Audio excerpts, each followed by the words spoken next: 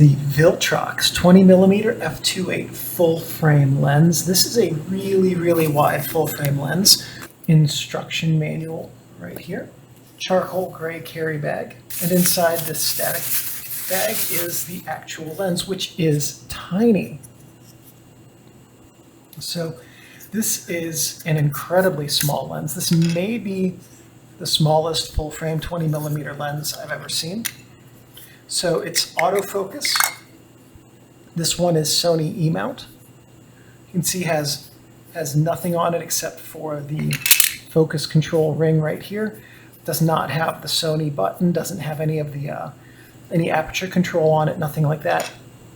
Uses a 52mm focus ring. That's the image size. So confirms it's full frame. So here are some sample photos and videos taken with this lens.